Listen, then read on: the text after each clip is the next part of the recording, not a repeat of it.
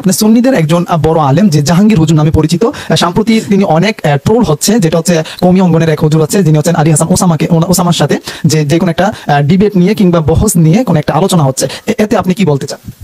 এতে আমি ফার্স্ট বলবো আলী হাসান ওসামা একজন বেয়াদব, কারণ যে নিজের উস্তাদদের পর্যন্ত ছাড়েনি আর সে প্রতিটা ট্রেন্ডিং বিষয় নিয়ে কথা বলে ভাইরাল হওয়ার লক্ষ্যে।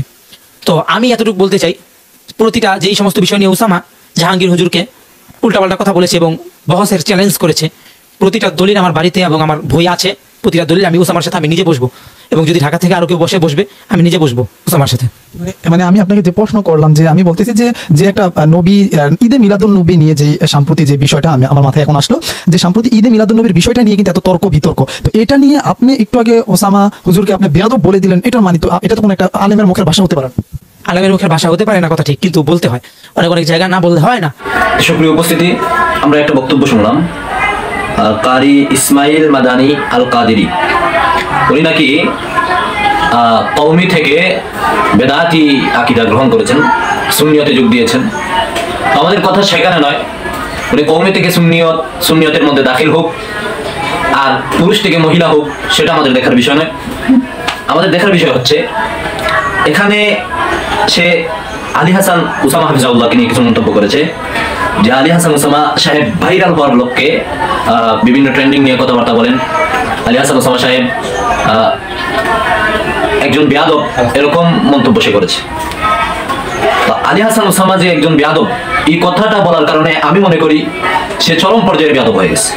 পাশাপাশি আলী হাসান ওসামা নাকি ভাইরাল হওয়ার জন্য ভিডিও তৈরি করে, অথচ আমরা ইতিপূর্বে ওকে দেখেছি মেয়েদের হাত ধরে রেস্টুরেন্টে ঘোরাঘুরি করতেছে। একটা রেস্টুরেন্টে একটা ছবি ভাইরাল হয়েছে, পিছনে অনেক পুরাতন ব্যানার গুলো লাগিয়ে এক ব্যানার লাগিয়ে বারবার ক্যামেরার সামনে বসে ওয়াজ করতেছে, বিভিন্ন সুরে এই প্রিয়তমা এই সেই বিভিন্ন কিছু নিয়ে ভাইরাল হওয়ার চেষ্টা করতেছে। অবশেষে সে সফল হয়েছে, পাগলামি করুক আর মাতলামি করুক যাই করুক, সে ভাইরাল হয়েছে। এখন এসে বলতেছে আলী হাসান ওসামা হাফিজাউল্লাহ নাকি ভাইরাল হওয়ার জন্য কথা বলে, আলী হাসান ওসামাকেও চ্যালেঞ্জ করতেছে। অথচ তোর গুরু ঠাকুররা যাদের দলে বর্তমানে যোগ দিয়েছিস, তারাই যেখানে হতবাক হয়ে গেছে, হতভম্ব হয়ে গেছে, সেখানে তুই একটা আলী হাসান ওসামা হাফিজাউল্লাহ অনেক দূরের কথা। আমাদের যে ছাত্র আছে, আমাদের ছাত্রগুলোর সাথে বসার যোগ্যতা তার নাই। সত্য কথা আপনারা দেখতে পারবেন যে এখানের মধ্যে তাকে ওই উপস্থাপক ভাই একটা প্রশ্ন করেছিল যে রাসূল সাল্লাল্লাহু আলাইহি ওয়াসাল্লামের জন্ম কত সালে হয়েছে, সেটা বলতে পারে নাই, বারবার ঘুরিয়ে পেঁচিয়ে বিভিন্ন প্রশ্ন এনে এই কথাটা এড়িয়ে যাচ্ছে। রাসূল সাল্লাল্লাহু আলাইহি ওয়াসাল্লামের জন্ম কত তারিখে হয়েছে সেটা বলতে পারতেছে না, সে নাকি আলী হাসান ওসামা হাফিজাউল্লাহর সাথে বহস করে। আমি মনে করি সে আমার ছাত্রের সাথে বহস করার যোগ্যতা রাখে। পাগলামি আর ছাগলামি করে এই ভাইরাল হওয়ার লোককে আলী হাসান ওসামা কথা বলেন না, ভাইরাল হওয়ার লোককে তো কথা বলছ তুই জাহেল। একজন আলেমকে, এত বড় একজন আলেম, যে আলেমের ছাত্র হওয়ার যোগ্যতা তোর মাঝে নাই, সেই আলেমকে তুই বেয়াদব বলস। আল্লাহর নবী হযরত মুহাম্মদ সাল্লাল্লাহু আলাইহি সাল্লাম, যিনি আমাদের নবী, যিনি হচ্ছে আল্লাহর বন্ধু, তিনি কত সালে কত তারিখে জন্মগ্রহণ করেন আপনি কি জানেন?